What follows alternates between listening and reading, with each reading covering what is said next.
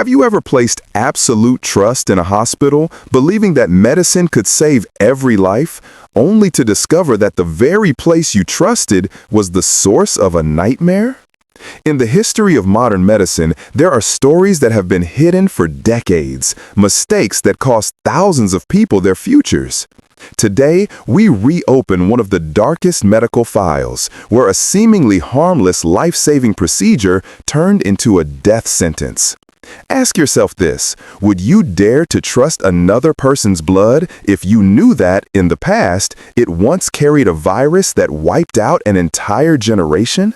Before continuing, leave a comment with your thoughts, and don't forget to subscribe so you won't miss any of the hidden medical secrets in the doctor's secret files. It all began in the early 1980s, when blood transfusion was seen as a great breakthrough in the history of modern medicine. People believed that as long as there was enough blood, human life could be prolonged, and miracles could happen right in the emergency room. For patients dying on the operating table, for mothers who lost blood after childbirth, or for victims of severe accidents, every drop of blood transfused into their bodies was a ray of hope, a chance to return to life. But hidden deep within those seemingly harmless bags of bright red blood, a deadly pathogen was silently flowing through every vein.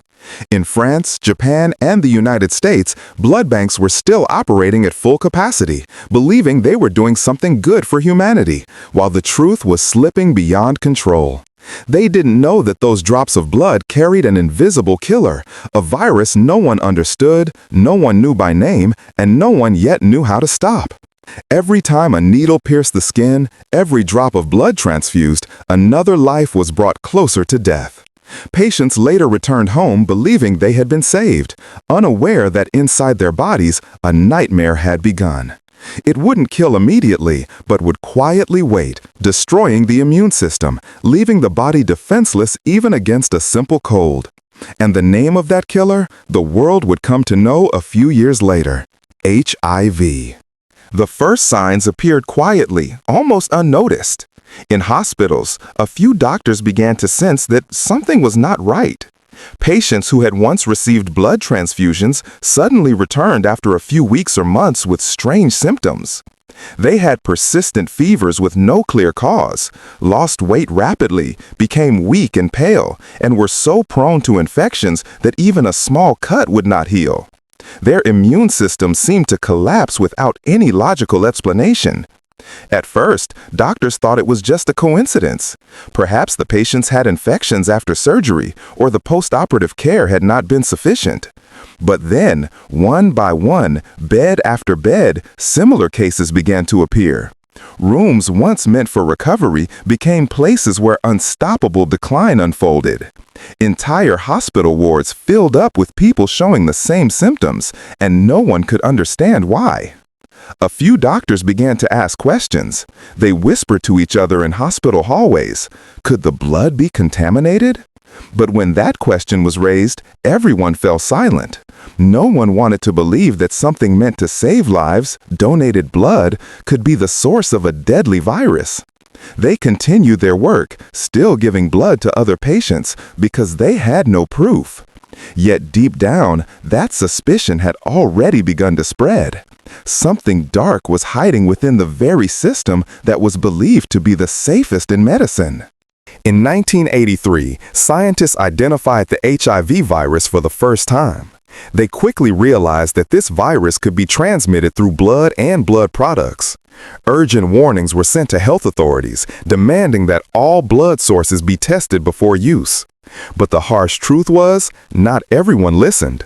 In many countries, those in positions of power chose silence. The reasons given were that the new blood tests were too expensive, the process too complicated, and that if transfusions were halted, thousands of surgeries would have to be postponed. But behind those reasons was the fear of losing profit. In blood banks, hundreds of thousands of units of blood continued to circulate without screening. Many doctors knew about it, but they were ordered to stay silent. The medical system, once built on trust and professional ethics, began to crack under the weight of greed and bureaucracy. Health officials signed permits to keep distributing blood, despite the known risks. Each bag of blood given to a patient, though filled with hope, could actually be carrying a deadly infection. The entire medical world seemed to be walking in darkness.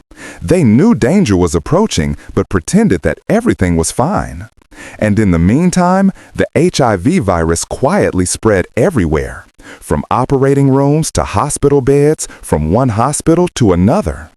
No one knew that within just a few years, a global medical disaster had already begun to take shape. Amid the storm of the blood transfusion disaster, the first victims began to appear. They were not the elderly or the seriously ill, but innocent children suffering from hemophilia. To survive, they needed regular blood transfusions. Each time a needle touched their skin, it was a new spark of hope, that this blood would give them one more day to laugh, to play, to live. But no one knew that within that very blood, an invisible killer was waiting. Those children began to weaken, their bodies showing strange symptoms. They coughed, had fevers, and became more prone to infections than usual. Doctors tried to find the cause, but no one had an answer. Their parents still trusted the hospitals, still believed that medicine would save their children. But one by one, the children left the hospital in small coffins. Not because of hemophilia, but because of a virus no one dared to speak of. By the mid-1980s, thousands of children had contracted HIV from what was supposed to be a safe medical procedure. They became cold numbers in statistical reports, but for their parents, it was the collapse of an entire world. Small graves rose behind quiet homes, places where people once believed that medicine was the light of hope. But now, that light had turned into darkness, consuming their future entirely. When the first rumors about HIV-contaminated blood began to spread, hospitals and health agencies took no action to protect the public. Instead of launching open investigations, they chose silence. Internal reports, warning letters exchanged between scientists, and even confidential meeting records revealed that many within the system already knew, but no one wanted to admit it. Because if they did, the entire medical establishment would collapse. In France, senior officials in the Ministry of Health knew the blood was contaminated, but still allowed its distribution to continue. Honest doctors who tried to speak out were forced to resign, threatened, or isolated. Many newspapers that reported on the issue were censored, as the government feared causing mass panic. In Japan, pharmaceutical companies continued selling batches of freeze-dried blood containing HIV, even though they already had safer versions. The only reason? Profit. A cruel decision that condemned thousands of innocent patients, including children, pregnant women, and voluntary blood donors. When the truth was finally exposed, the world was shocked.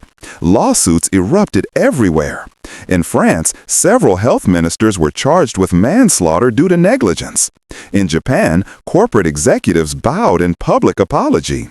But justice came too late. Thousands of lives were lost because of the silence of those who were supposed to protect them. And perhaps most terrifying of all, many hospitals simply changed their names, replaced their signs, and continued operating as if no tragedy had ever happened. The real files were locked away, buried in darkness for decades. When the truth was finally revealed, the entire medical world was stunned. More than 20,000 people around the globe had contracted HIV from what was once considered an absolutely safe procedure, blood transfusion. Those numbers are cold, but behind each one was a life, a broken family, and a trust that could never be restored. Many patients discovered their infection years later when their bodies had already begun to deteriorate.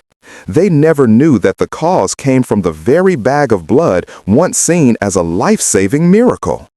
Doctors, nurses, and authorities began blaming one another. Some countries issued public apologies, while others chose silence, letting time erase the memory. But for those who survived, that memory never fades. They carry a lifelong pain, not only from the illness itself, but from the betrayal. They trusted the medical system, yet that very system brought death to their doorstep. The medical community calls this the darkest chapter in the history of blood transfusion, but for the victims, it is a permanent sentence. They lost their youth, their families, and their faith in humanity. And the most terrifying truth is that even after decades have passed, no one can guarantee that such a mistake will never happen again.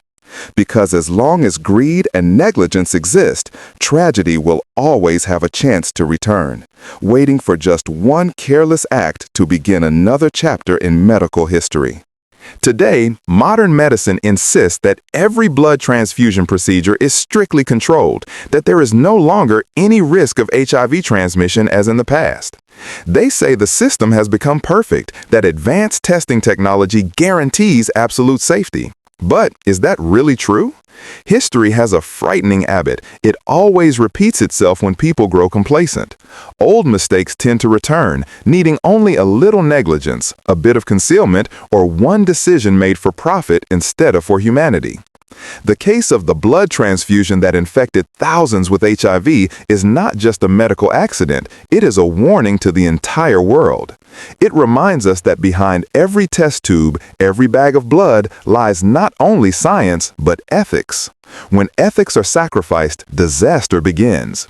Tens of thousands of lives were lost because of wrong decisions justified under the excuse of the greater good. Today, as you sit here listening to this story, you may feel safe. But if one day you or someone you love needs blood, will you still trust the system completely? Leave your thoughts in the comments. Because every story told in the Dr. Secret files is true, drawn from files once buried beneath the dust of hospital archives. And if you wish to keep uncovering the hidden secrets of the medical world, hit subscribe now. Because when the next file is opened, you won't want to be the one who comes late.